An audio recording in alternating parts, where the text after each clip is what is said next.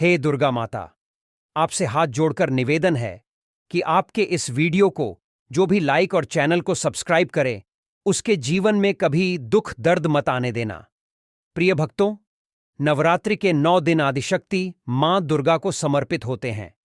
नवरात्रि के 9 दिन माता रानी के 9 अलग अलग स्वरूपों का पूजन किया जाता है। नवरात्रि के 9 दिनों में माता रानी को अलग अलग स्वरूप के हिसाब से अलग अलग पुष्प, अलग अलग भोग अर्पित किए जाते हैं। दुर्गा माता शास्त्रों और पुराण के अनुसार नवरात्रि के पावन पर्व पर माता रानी अपने भक्तों के घर में विराजमान रहती हैं। ऐसे में हम सभी कोशिश करते हैं कि माता रानी को प्रसन्न कर उनकी कृपा प्राप्त कर सके। माता रानी की कृपा प्राप्त करने के लिए भक्ति नवरात्र के 9 दिनों में कलश स्थापना करते हैं, माता रानी की चौकी की स्थापना करते हैं, अखंड ज्योत जलाते हैं, दुर्गा सप्तशती का पाठ करते हैं, व्रत और पूजन करते हैं। सभी भक्त माता रानी की कृपा प्राप्त करने के लिए अलग अलग उपाय करते हैं। माता रानी को प्रसन्न करने के लिए अलग अलग वस्तुएं अर्पित करते हैं। लेकिन क्या आप जानते हैं, कुछ ऐसी वस्तुएं हैं जिन्हें नवरात्रि के दौरान भूलकर भी माता रानी को अर्पित नहीं करनी चाहिए। अगर इन वस्तुओं को आप गलती से भी माता रानी को अर्पित करेंगे तो आपको व्रत और पूजन का पूर्ण फल प्राप्त नहीं होगा। इसलिए माता रानी की कृपा प्राप्त करने के लिए आपको यह जानना अति आवश्यक है कि कौन सी ऐसी वस्तुएं हैं जो माता रानी के पूजन में भूलकर भी इस्तेमाल नहीं करनी चाहिए। लेकिन दोस्तों, उससे पहले आपसे रिक्वेस्ट करते हैं कि वीडियो को लाइक जरूर करिएगा, दोस्तों को शेयर कर दीजिएगा, और अगर आपने अभी तक चैनल को सब्सक्राइब नहीं किया है तो चैनल को सब्सक्राइब करके बेल आइकन जरूर दबाइए। सबसे पहली वस्तु है नारियल। हिंदू धर्म में नारियल को समृद्धि, धन, शुभता और सम्मान का सूचक माना जाता है। नारियल को श्रीफल भी कहा जाता है। नारियल को सुख समृद्धि में वृद्धि करने वाला माना जाता है। नारियल का हर मांगलिक कार्य में विशेष महत्व होता है। जैसा कि आप सभी जानते हैं कि माता रानी के कई मंदिरों में नारियल से बलि भी दी जाती है और माता रानी के पूजन में नारियल का इस्तेमाल हम सभी करते हैं। खासकर कलश की स्थापना नारियल रखकर ही की जाती है। माता रानी के पूजन में हम नारियल इस्तेमाल करते समय कुछ गलतियां कर बैठते हैं। दोस्तों, नारियल कई प्रकार के होते हैं। एक हरा नारियल होता है जिससे नारियल पानी पिया जाता है। एक होता है सूखा ज्वाला नारियल जिसके अंदर पानी नहीं होता। एक होता है जिस नारियल के अंदर पानी होता है और उस पर जटाएं भी होती है। और एक नारियल होता है जो बिल्कुल सूख जाता है, जिसमें जटाएं भी नहीं होती, जिसे गोला कहा जाता है। इसलिए यह जानना आवश्यक है कि माता रानी के पूजन में किस तरह का नारियल इस्तेमाल करें और कैसे इस्तेमाल करें। माता रानी के पूजन में सदैव पानी वाला जटा वाला नारियल ही इस्तेमाल करें। नारियल पूर्ण होना चाहिए, यानी कि नारियल चटका हुआ या टूटा हुआ नहीं होना चाहिए, क्योंकि पूर्ण नारियल ही पूर्णता का और पवित्रता का प्रतीक होता है। पूर्ण नारियल ही सुख समृद्धि का प्रतीक होता है। पूर्ण नारियल को ही श्रीफल यानी कि मां लक्ष्मी का फल कहा जाता है। नवरात्रि में माता रानी के कलश की स्थापना करते समय भी सदैव साबुत जटा वाला पानी वाला नारियल ही कलश पर स्थापित करना चाहिए। साथ ही यह ध्यान रखना चाहिए कि माता रानी के कलश की जब आप स्थापना करते हैं तो नारियल को सदैव कलश के ऊपर लिटाकर रखें। माता रानी के घट की स्थापना करते समय कभी भी नारियल को खड़ा करके नहीं रखा जाता। नारियल को सदैव लिटाकर कलश के ऊपर रखना चाहिए।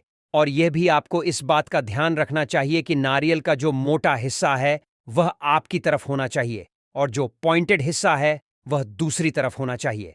साथ ही नारियल को स्थापित करने से पहले आप नारियल को लाल कपड़े में लपेटकर उस पर मौली 3 बार लपेटे और फिर लाल चुनरी ओढ़ाकर ही आप नारियल को घट के ऊपर स्थापित करें।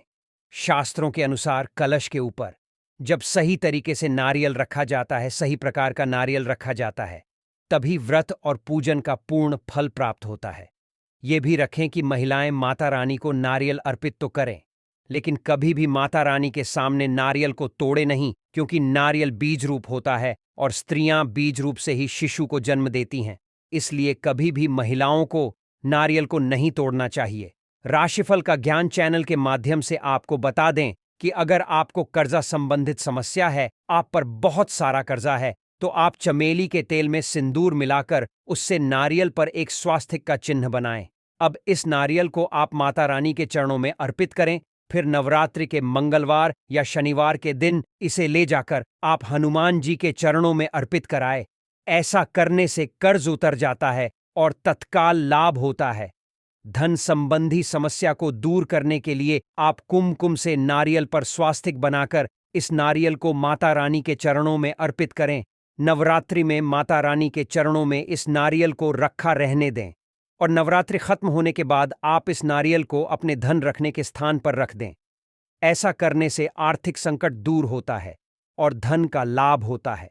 मनोकामना पूर्ण करने के लिए आप एक नारियल को लाल सूती कपड़े में लपेटकर माता रानी के चरणों में अर्पित करें और माता रानी से मनोकामना पूर्ण करने की प्रार्थना करें। फिर नवरात्रि के आखिरी दिन में आप इस नारियल को ले जाकर किसी शुद्ध बहते हुए जल के स्रोत में यानी कि किसी नदी या नहर में बहा दें। ऐसा करने से माता रानी की कृपा से मनोकामना जल्द ही पूर्ण हो जाती है। नारियल के बाद दूसरी वस्तु है लौंग। लौंग का हम सभी माता रानी के पूजन में इस्तेमाल करते हैं, लेकिन लौंग का इस्तेमाल करते समय हम एक बहुत बड़ी गलती कर बैठते हैं। हमेशा ध्यान रखना चाहिए कि माता रानी को सदैव फूल वाली लौंग ही अर्पित करें। जिस लौंग के ऊपर फूल नहीं हो या फिर जिस लौंग के पीछे लकड़ी की डंडी लगी हो, उसका आप माता रानी के पूजन में भूलकर भी इस्तेमाल ना करें। फूल वाले लौंग को ही पूर्ण माना जाता है और माता रानी के पूजन में कोई भी अपूर्ण वस्तु, कोई भी खराब वस्तु इस्तेमाल नहीं करनी चाहिए। इसलिए सदैव माता रानी के पूजन में फूल वाली लौंग का ही इस्तेमाल करें। नवरात्रि के दौरान अगर आप नवदुर्गा मां को अलग अलग दिन के हिसाब से भोग नहीं लगा सकते तो आप रोजाना एक पान का पत्ता और 2 साबुत फूल वाली लौंग माता रानी को अवश्य अर्पित करें। ऐसा करने से नवदुर्गा मां की कृपा प्राप्त होती है। टूटे हुए लौंग के अलावा माता रानी को कभी भी तुलसी के पत्ते अर्पित नहीं करने चाहिए। मां दुर्गा के पूजा में तुलसी पत्र का इस्तेमाल करना वर्जित माना जाता है।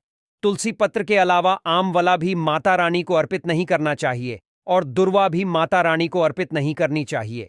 दुर्वा भगवान श्री गणेश को अति प्रिय है। नवरात्रि में आप भगवान श्री गणेश को दूर्वा अर्पित कर सकते हैं। भगवान विष्णु जी को तुलसी के पत्ते अवश्य अर्पित कर सकते हैं, लेकिन माता रानी को भूलकर भी तुलसी के पत्ते या दुर्वा अर्पित ना करें। मंदार या आग के फूल भी आप माता रानी को अर्पित ना करें।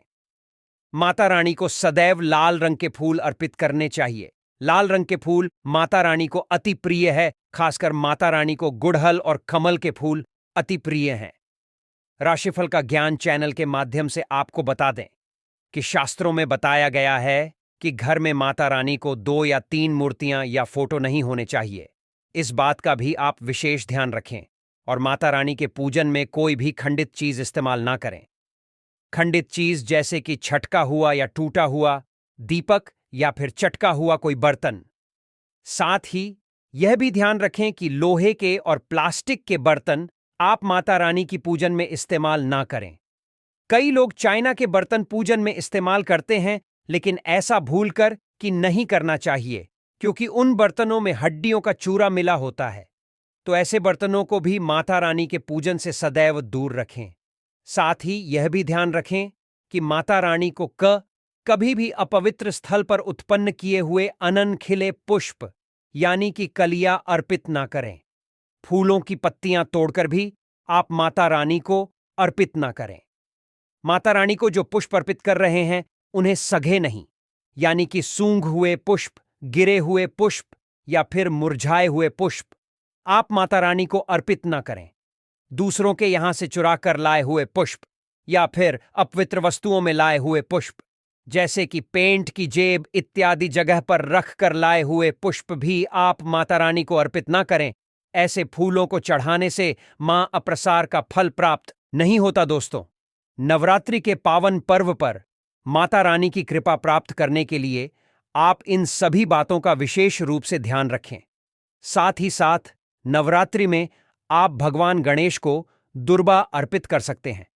भगवान विजय को तुलसी के पत्ते अवश्य अर्पित कर सकते हैं, लेकिन माता रानी को भूलकर भी तुलसी के पत्ते या दूर्वा अर्पित ना करें।